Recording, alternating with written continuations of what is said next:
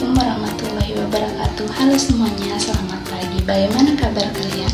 Semoga senantiasa sehat, semangat, dan selalu bahagia tentunya.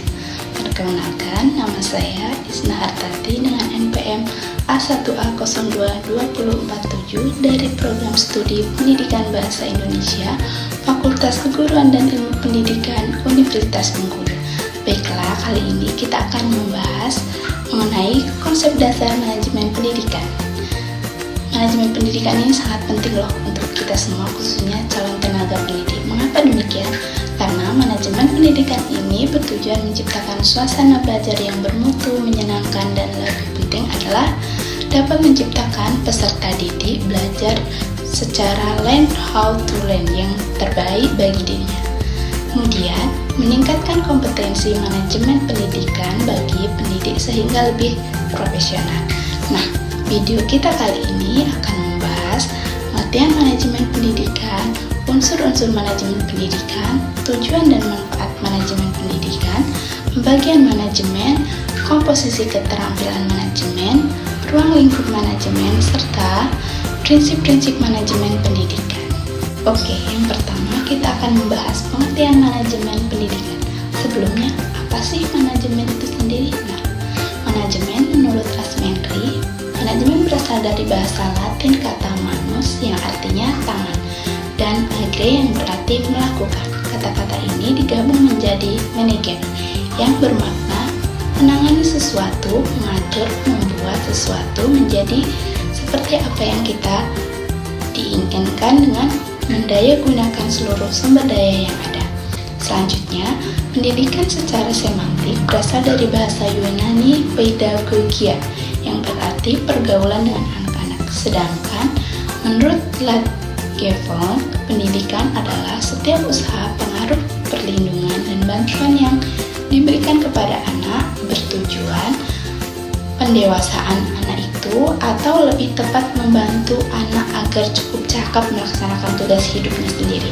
Nah, pengertian manajemen pendidikan itu sendiri adalah suatu kegiatan atau rangkaian kegiatan yang berupa proses pengelolaan usaha kerjasama sekelompok manusia yang tergabung dalam organisasi pendidikan untuk mencapai tujuan pendidikan yang telah ditetapkan sebelumnya dengan memanfaatkan sumber daya yang ada dan menggunakan fungsi-fungsi manajemen agar tercapainya tujuan secara efektif dan efisien.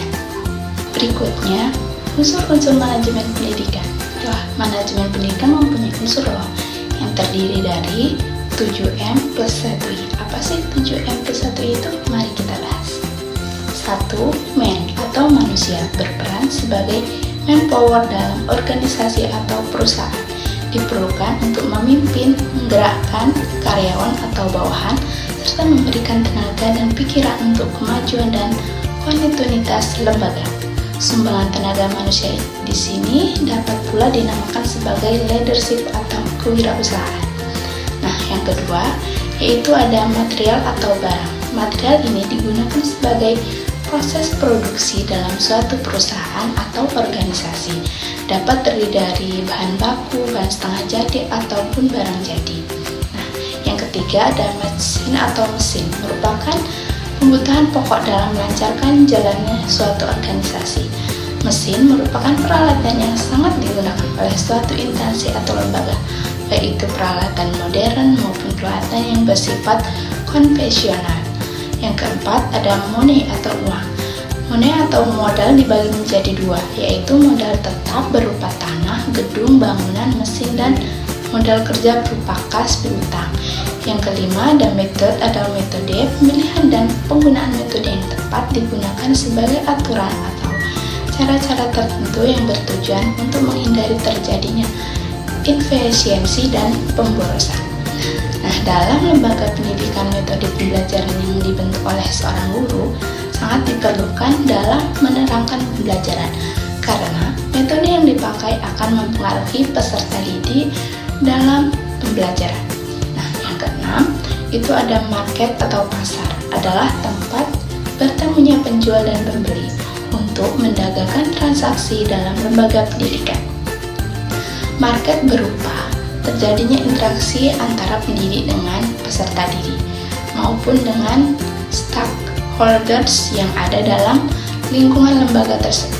Nah, yang ketujuh yaitu ada minutes atau waktu, merupakan waktu yang dipergunakan dan dimanfaatkan dalam pencapaian visi dan misi suatu lembaga secara efektif dan efisien. Kemudian, manajemen pendidikan ini tentu mempunyai tujuan dan manfaat loh, diantaranya terwujudnya suasana belajar dan proses pembelajaran yang aktif, inovatif, kreatif, dan efektif, dan sangat menyenangkan tentunya. Kemudian, terciptanya peserta didik yang aktif mengembangkan potensi dirinya, memiliki kekuatan spiritual, keagamaan, pengendalian diri, kepribadian, kecerdasan, akhlak mulia, serta keterampilan yang diperlukan dirinya, masyarakat, bangsa, dan negara tentunya. Selanjutnya, terpenuhinya salah satu dari 4 kompetensi tenaga pendidik dan kependidikan. Kemudian, tercapainya tujuan pendidikan secara efektif dan efisien. Terbekalinya tenaga kependidikan dengan teori tentang proses dan tugas administrasi pendidikan. Kemudian, teratasinya masalah mutu pendidikan. Wah, sangat bermanfaat bukan? Berikutnya, kita akan membahas pembagian manajemen. Yang pertama, ada 1. Manajemen puncak atau top manajemen, disebut juga dengan manajemen institusional eksekutif, terdiri dari dewan direktur, direktur utama. Tugasnya mengembangkan rencana-rencana yang luas lembaga, mengembalikan keputusan-keputusan penting.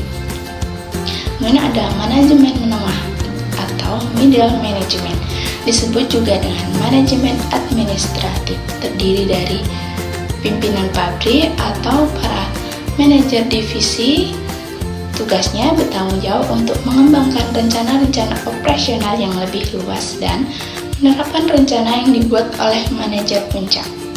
Yang ketiga yaitu manajemen pelaksana atau operating management, disebut juga dengan manajemen penyedia atau supervisor management. Tugasnya bertanggung jawab untuk melaksanakan rencana-rencana yang dibuat oleh para manajemen menengah. Selanjutnya, komposisi keterampilan manajemen. Ada 3 komposisi loh keterampilan manajemen. Apa saja sih? Mari kita bahas. Yang pertama, keterampilan teknik atau technical skill, merupakan kemampuan untuk menggunakan alat-alat prosedur, teknik atau suatu bidang khusus, ahli bedah, teknik pemusik, akuntan, dan lain sebagainya. Yang kedua, ada keterampilan manusiawi atau human skill, merupakan kemampuan untuk bekerja dengan orang lain, memahami orang lain, dan mendorong orang lain, baik perorangan maupun kelompok. Dan yang terakhir ada keterampilan konseptual atau conceptual skill, merupakan kemampuan mental untuk mengkoordinasi dan memadukan semua kepentingan dan kegiatan organisasi yang meliputi melihat organisasi secara keseluruhan, memahami perubahan pada setiap bagian yang dapat mempengaruhi organisasi. Manajemen pendidikan ini juga mempunyai ruang lingkup loh. Apa saja sih? Nah, menurut Baharudin diantaranya 1. Manajemen kurikulum. Kurikulum merupakan seperangkat rencana dan pengaturan mengenai tujuan, isi, dan bahan pembelajaran yang digunakan sebagai pedoman penyelenggaraan kegiatan pembelajaran dalam mencapai tujuan pendidikan secara efektif dan efisien. Nah, manajemen kurikulum merupakan sistem pengelolaan atau penataan terhadap kurikulum secara komparatif, komprehensif, sistemik, dan sistematik yang dijadikan acuan oleh lembaga pendidikan dalam rangka mewujudkan kecapaian tujuan kurikulum dan tujuan pendidikan. Kedua, ada manajemen personalia, adalah serangkaian proses kerjasama mulai dari perencanaan, pengorganisasian, pergerakan, dan pengawasan dalam bidang personalia dengan mendaya gunakan sumber daya yang secara efektif dan efisien, sehingga semua personil sekolah menyumbang secara optimal bagi pencapaian tujuan pendidikan yang telah ditetapkan. Yang ketiga, ada manajemen peserta didik, manajemen peserta didik merupakan upaya penataan peserta didik mulai dari masuk sampai mereka lulus sekolah dengan cara memberikan layanan sebaik mungkin pada peserta didik. Nah, yang keempat itu ada manajemen sarana dan prasarana. Manajemen sarana dan prasarana ini merupakan suatu kegiatan bagaimana mengatur dan mengelola sarana yang pendidikan secara efisien dan efektif dalam rangka pencapaian tujuan yang telah ditetapkan. Secara umum, kegiatan manajemen sarana dan prasarana meliputi perencanaan, penggadaian, pengawasan, penyimpanan, investigasi, penghapusan, dan penataan. Proses ini penting dilakukan agar pengadaan sarana dan prasarana tepat sasaran dan efektif dalam penggunaannya. Nah, yang kelima itu ada manajemen keuangan atau pembiayaan manajemen. Pembiayaan adalah serangkaian kegiatan perencanaan, melaksanakan, dan mengevaluasi serta mempertanggungjawabkan pengelolaan dana secara transparan kepada masyarakat dan pemerintah. Pengelolaan keuangan yang baik dalam lembaga akan meningkatkan efisiensi penyelenggaraan pendidikan. Dengan tersedianya biaya, pencapaian tujuan pendidikan yang lebih produktif, efisien, dan relevan, memungkinkan kebutuhan akan segera terwujud. Nah, yang keenam ada manajemen administrasi, mempunyai peran penting sebagai preproyek atau kemampuan memiliki masa depan. Hal ini berarti administrasi dinilai mampu melihat keadaan masa yang akan datang dan mempunyai kesiapan administrasi dalam perspektif manajemen dipandang untuk menghadapinya. Yang ketujuh itu ada manajemen humas. Humas merupakan fungsi manajemen yang diadakan untuk menilai dan menyimpulkan sikap-sikap publik, menyesuaikan polis dan prosedur instansi atau organisasi untuk mendapatkan pengertian dan dukungan masyarakat. Yang kedelapan itu ada manajemen layanan khusus, adalah suatu usaha yang tidak secara langsung berkenaan dengan proses belajar mengajar di kelas, tetapi secara khusus diberikan oleh pihak sekolah kepada para siswanya agar mereka lebih optimal dalam melaksanakan proses belajar. Kemudian materi yang terakhir nih, mengenai prinsip-prinsip manajemen pendidikan menurut Douglas. Merumuskan prinsip-prinsip manajemen pendidikan yakni 1. Prioritaskan tujuan di atas kepentingan pribadi dan kepentingan mekanisme kerja.